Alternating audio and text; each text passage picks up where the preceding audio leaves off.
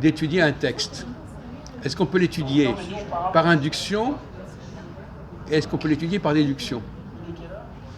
Quand vous avez un texte biblique, par exemple un texte religieux, ou même n'importe quoi, un texte philosophique, enfin même une tradition, disons, est-ce qu'il y a plusieurs méthodes, plusieurs façons d'aborder les questions, le texte?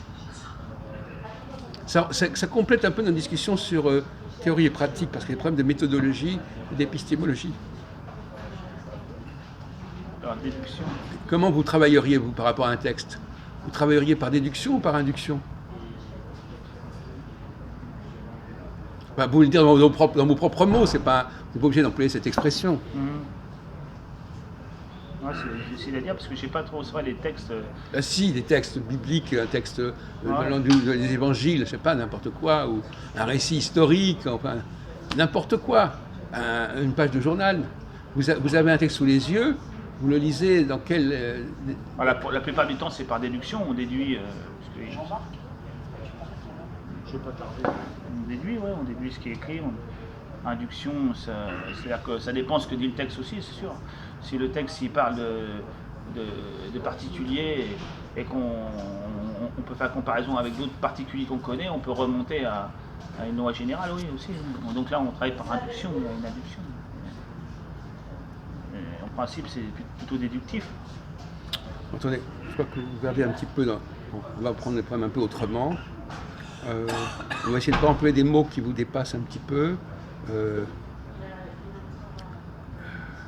Vous lisez un texte. Ouais. Est-ce que vous pouvez l'approcher de manière critique? Comment est-ce qu'on peut approcher de manière critique un texte? Comment pouvez-vous remettre en question un texte ou le contenu d'un texte? Ça, c'est la critique biblique, vous parlez de la Non, mais historique. Non, mais de toute façon, tout à l'heure, on a parlé d'émetteurs-récepteurs.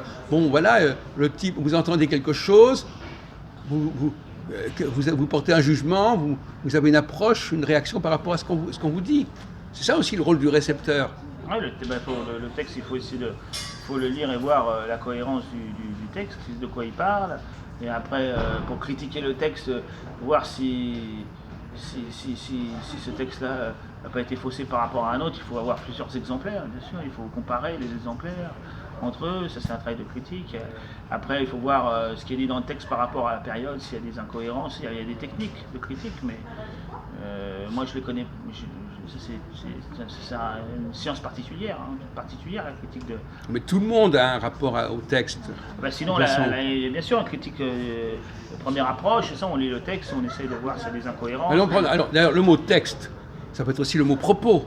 Oui. Il n'y a pas de différence. Oui. Un propos oral, c'est aussi un texte. Bah, il faut... Quand quelqu'un vous dit quelque chose, c'est déjà un texte. Vous entendez quelqu'un vous dire quelque chose, vous racontez quelque chose. Bon, voilà, comment vous réagissez par rapport à ce quelque chose? Bah, on essaie de voir si c'est vrai ou pas, par rapport à ce qu'on connaît, par rapport à ce qu'on... Oui. Ce qu'on connaît, ce qu'on peut en déduire, on essaie de déduire, oui. Non. Ça dépend ce que... Non, alors vous êtes dans l'induction ou dans la déduction? Ça dépend de ce que dit le texte. À mon avis, on peut se servir des deux méthodes. Ça dépend quel est le texte et de quoi il parle. Parce que là, c'est pas un texte spécialement biblique. Là, vous parlez de tout ce qui est même pas des textes, c'est tout ce qui est propos. Oui. Donc à partir de là, il y a les deux méthodes, c'est possible. Pas spécialement induction ou déduction, ça dépend de ce qui est dit. Si c'est quelque chose, par exemple, d'affirmatif sur un sujet, et on déduit que c'est ça, on déduit que c'est bien ça parce qu'on connaît déjà le sujet ou on connaît des choses qui sont rapprochées. Attendez, là vous confondez. Si vous êtes d'accord sur le texte, vous n'êtes plus dans la déduction. Non, mais on est d'accord sur le général, et après on déduit les choses plus inférieures qui s'y trouvent pour confirmer que c'est bien juste. Non, si vous confirmez quelque chose, vous êtes dans l'induction.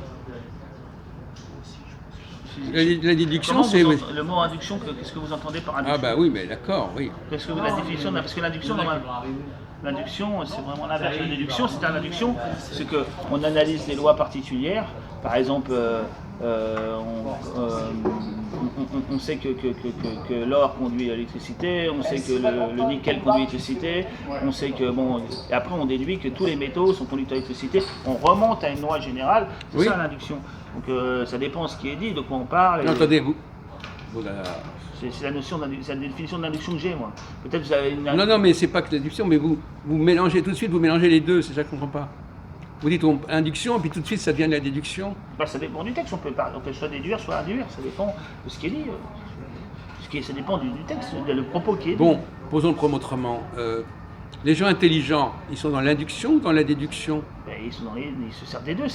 L'induction et la déduction, c'est des méthodes logiques pour un enfant, on en a parlé d'ailleurs une fois. L'enfant, il est dans l'induction ou dans la déduction? Quand il est petit, avant l'âge de raison, je ne sais pas trop. Je pense qu'il est peut-être plus dans la déduction au départ, je sais pas. Il déduit par exemple que. Je sais pas moi.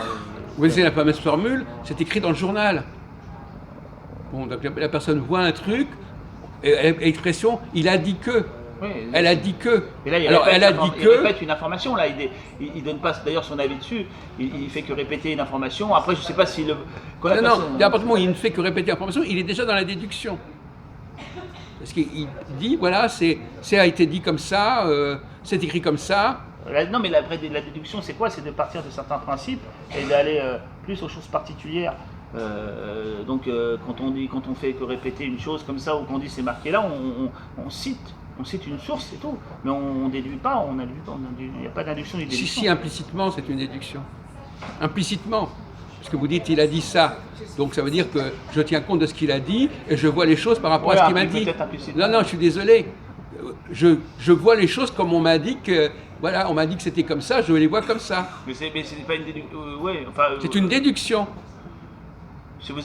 Si vous répétez exactement ce qui a été dit, vous faites que reprendre ce qui a été dit, mais si ensuite de ce qui a été dit, vous arrivez à descendre et en tirer des conséquences, bien sûr logiques, et ben là vous êtes dans une sorte de déduction, mais celui qui fait que répéter, il répète, c'est tout. Non, mais il n'y a pas de... Non, vous perdez là. Non.